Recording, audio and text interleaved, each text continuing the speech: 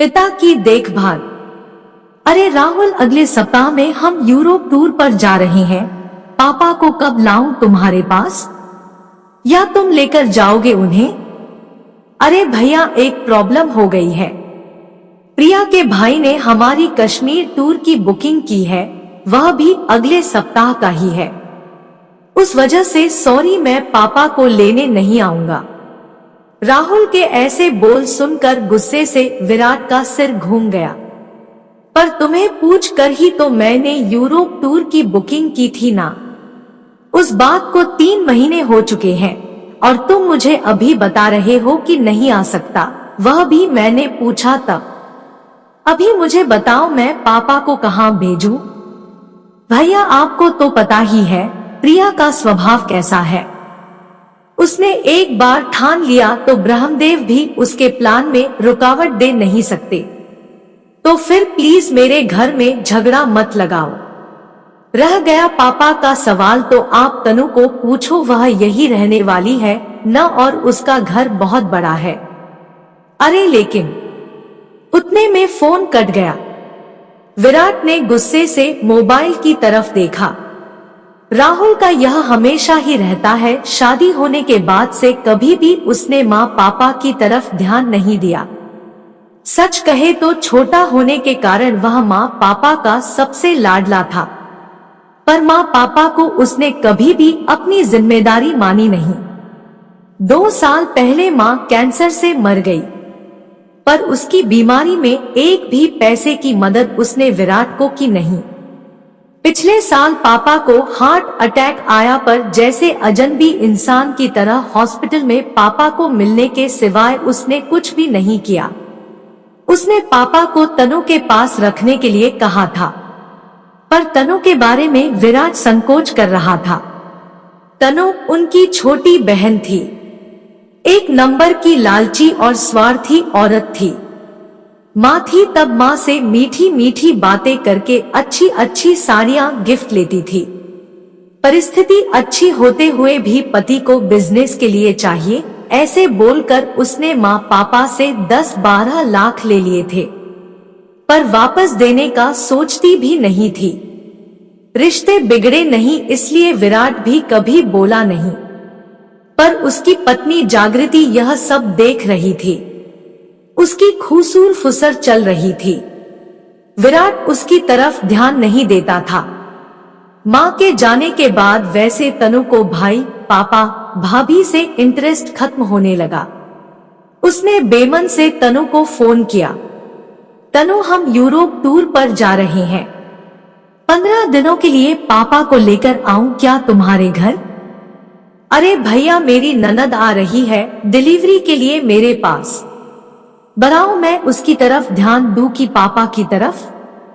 लेकिन तनु, तुम्हारा घर तो बहुत बड़ा है, पापा कहीं पर भी रह सकते हैं। नहीं बाबा, उनको फिर से अटैक आया तो मैं कहां ढूंढती रहूं डॉक्टर को। इससे अच्छा तुम एक काम करो, उनको 15 दिनों के लिए वृद्धाश्रम में भेज दो, कोई दिक्कत नहीं होगी फिर।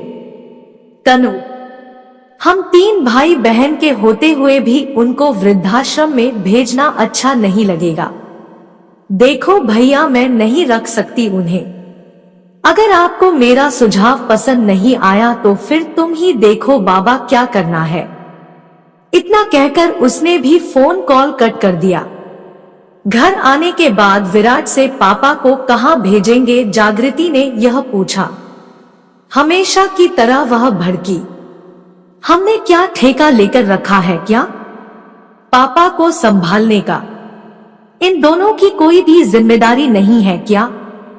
उसका बोलना भी सच था। बड़ा बेटा इस रिश्ते से विराट ने माँ पापा की जिम्मेदारी खुद से स्वीकार की। पहले माँ और उसके बाद पापा की बीमारी की वजह से वह दोनों एक साथ बाहर भी नहीं जाते थे, कोई एक तो घर पर चाहिए था। इस बार राहुल पापा को संभालने के लिए तैयार था, इसीलिए उन दोनों ने यूरोप टूर की बुकिंग की थी। हनीमून के बाद पहली बार दोनों और बच्चे एक साथ ट्रिप पर जाने वाले थे।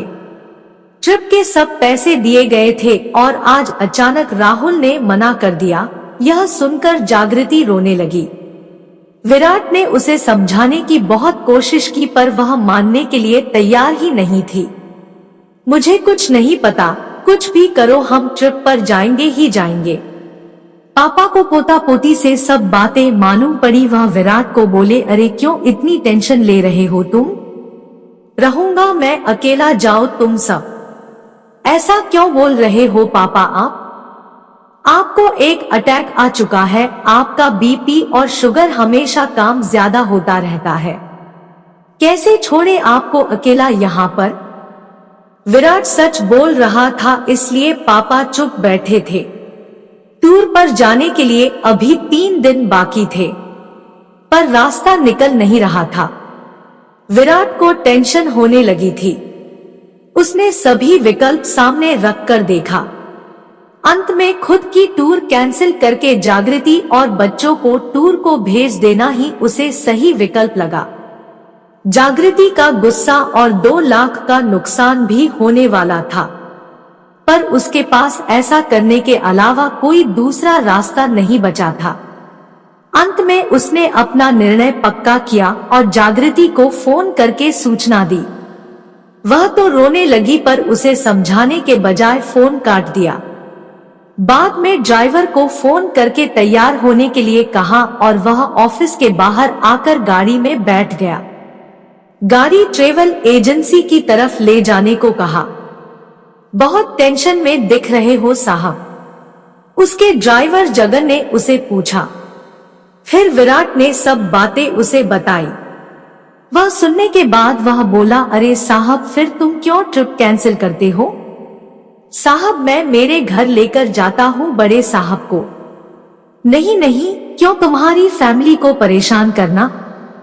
पापा की ज्यादा देखभाल करनी पड़ती है, उनकी दवाइयों का खाने पीने का वक्त देखना पड़ता है।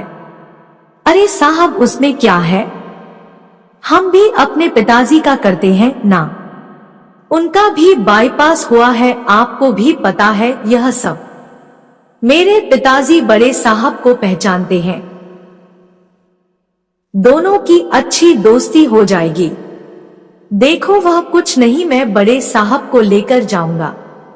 एक ड्राइवर के घर पापा को भेजना विराट को कुछ अच्छा नहीं लगा, लेकिन ड्राइवर का हट देखकर उसने पापा को ही पूछकर फैसला लेना सही समझा।